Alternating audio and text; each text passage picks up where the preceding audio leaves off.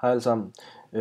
Jeg sad her den anden aften og funderede lidt over, om det ikke kunne lade sig gøre på nogen måde, fordi jeg synes efterhånden, at min computer, eller min MacBook, den var ved at være lidt slowly, og det synes jeg faktisk ikke rigtigt, at den burde.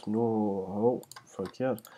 Nu har jeg ikke haft den i så sindssygt lang tid, og jeg kører altså med en 2,9 GHz processor og 8 GB RAM, som I kan se, og jamen,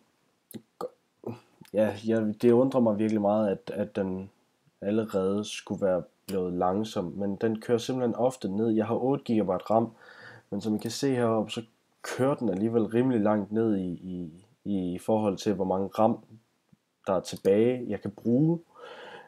Så jeg tænkte lidt, okay, det burde kunne lade sig gøre, og så speed sin CPU eller sin processor op på et eller andet måde. Så jeg begyndte at sidde og rode lidt rundt på nettet efter og se, om jeg kunne finde noget troværdigt,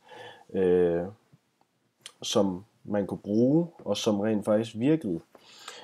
Og så fandt jeg frem til CPU Speed Accelerator, og det er faktisk super godt. Jeg kan klart anbefale det, fordi at det kan speede jeres computer 20-30% op i forhold til processorhastigheden, eller CPU-hastigheden, som man også kan kalde det for.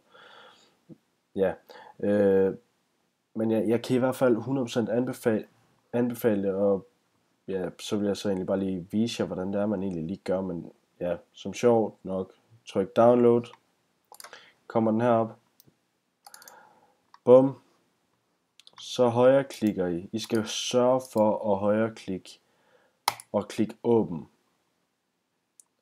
fordi at ellers så giver det nok nogle problemer. Nu fordi at jeg har det til at køre, så åbner det ikke, men ellers så giver det nogle problemer med, at I ikke kan åbne det.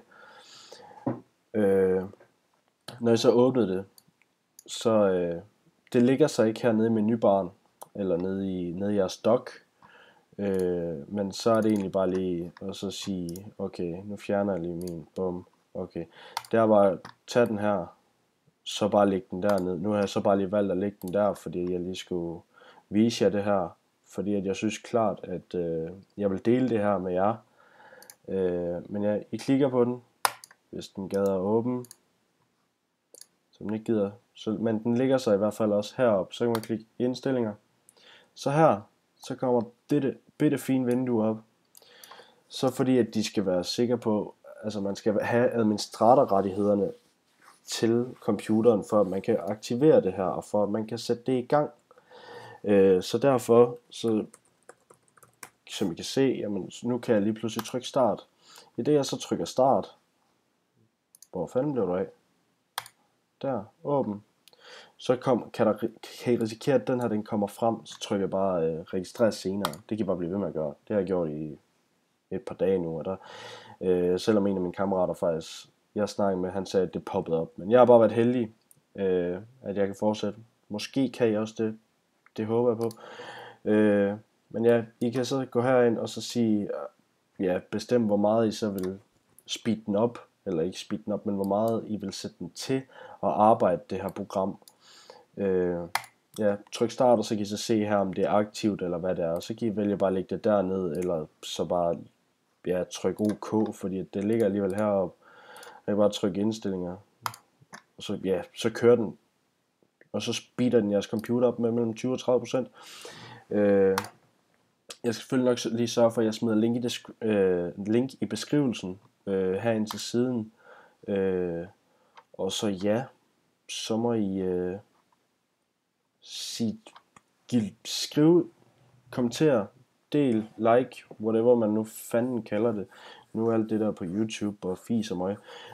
Men kommenter, hvis der er andet I går og undrer jer over, om I vil have en dansk tutorial på, hvordan det lige er, man gør det.